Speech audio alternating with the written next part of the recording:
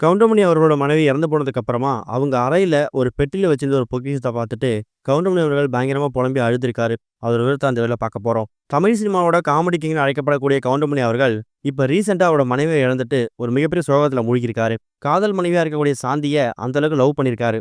படங்கள்ல hero லவ்வுக்கு help பண்ணக்கூடிய கவுண்டமணி, நிஜ வாழ்க்கையில லவ் பண்ணி தான் கல்யாணம் பண்ணிக்கிட்டாரு. தன்னோட மனைவிய ஒரு அதிர்ஷ்டமான மனைவியா தான் அவரு பார்த்திருக்காரு.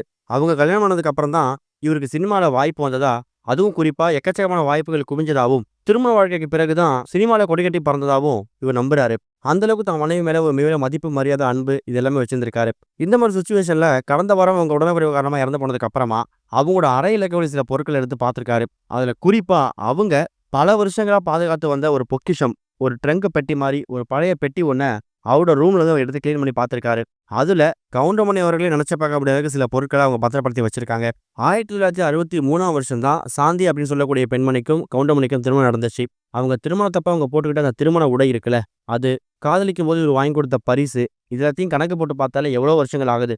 அந்த பொருட்கள் எல்லாத்தையும் இப்போ வரைக்கும் அவங்க பெட்டியில அந்த பொக்கிஷம் மாரி பாதுகாத்து வந்திருக்காங்க. திருமணமாகி குழந்தை பிறந்து, அதுக்கப்புறம் அவங்க மகள்கள் 2 பேருக்கும் திருமணமாகி, இப்ப அவங்களுக்கு குழந்தை பிறந்ததுன்னு சொல்லி, கிட்டத்தட்ட ஒரு 40, 50 வருஷம் கிட்ட ஆகுது. கவுண்டமணி அவர்களுக்கு வயசு 85. அவங்களுக்கு வயசு 67. இத்தனை வருஷ காலமா கவுண்டமணி அவரோட மனைவி பாதுகாத்த இந்த பொக்கிஷத்த பல நேரங்கள்ல அவர் பார்க்கறது உண்டு. ஆனா, அது பெருசா அத பத்தி கேர் பண்றது கிடையாது.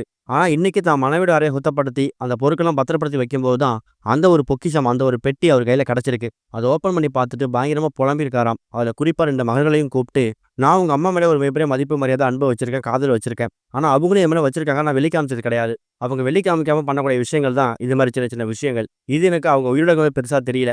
அவங்க எனக்காக விட்டுட்டு போனது இது ஒண்ணு தான். சம்பாரிச்ச காசு எல்லாத்தையுமே எனக்கு செலவு பண்ண தெரியாது. கணக்கு வழக்கு அவ்வளவா பார்க்க தெரியாது. எல்லாத்தையும் கொண்டு வந்து உங்க அம்மா கிட்ட தான் குடுப்பேன். அத அவங்க பத்திரப்படுத்தி வச்சுப்பாங்க. 4 பேருக்கு உதவி செய்வேன்னு சொல்லுவாங்க.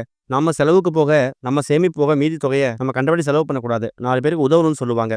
அவங்களுக்கு புடவ எடுத்து வந்து குடுத்தா கூட, வீட்ல வேலை செய்யக்கூடிய ஆட்களுக்கும் சேர்த்து எடுத்துட்டு வாங்கன்னு சொல்லுவாங்க. வீட்ல அவ்வளோ புடவைகள் இருந்தாலும் ரொம்ப எளிமையா தான் இருப்பாங்க. ஆனா, எங்களுக்கு திருமணமாகியே பல வருடம் ஆகுது. நாங்க போட்டிருந்த ட்ரெஸ்லாம் இப்ப வரைக்கும் அந்த திருமணத்தப்ப பயன்படுத்தின ட்ரெஸ்லாம் அவங்க பாதுகாத்து வச்சிருப்பாங்கன்னு நான் நினைச்சு கூட பார்க்கல.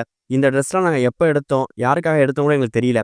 இது மாரி சின்ன சின்ன விஷயங்கள் மூலியமா இன்ன வரைக்கும் என் ஒய்ஃப் என் கூட வாழ்ந்து தான் இருக்காங்கங்கிற மாதிரி தான் ஃபேமிலி கிட்டயும், தான் குடும்பத்தார்கிட்ட, தன் மகள்கள் கிட்டயும் ரொம்ப எமோஷனலா பேசியிருக்காராம். உண்மையாவே கவுண்டமணி அவர்கள் தான் மனைவி மேல எந்த அளவுக்கு அன்பு வச்சிருந்திருக்காரு அப்படிங்கிறத தாண்டி, மனைவி சாந்தி கவுண்டமணி மேல மிகப்பெரிய மரியாதை வச்சிருந்திருக்காங்க. சொல்லப்போனா கவுண்டமணி அவர்கள் சாப்பிடாம இவங்க நைட்ல சாப்பிடவே மாட்டாங்களாம். ஷூட்டிங் முடிச்சு எத்தனை மணிக்கு வந்தாலும் இவருக்காக வெயிட் பண்ணி சாப்பாடு போட்டுட்டு சாப்பிடுவாங்களாம். சில நேரங்கள்ல வெளியூர் போனா கூட தான் மனைவிய கூடவே கூட்டு போயிட்டு அவர் கையால சாப்பிட்டா மட்டும் தான் கவுண்டமணிக்கு பிடிக்குமாம். இப்ப அவங்க பாதுகாத்துக்கூடிய இந்த ஒரு பொக்கிஷம் அவங்க குடும்பத்தார்கிட்ட கிடைச்சிருக்கிறது ஒரு மிகப்பெரிய பாக்கியம் தான்.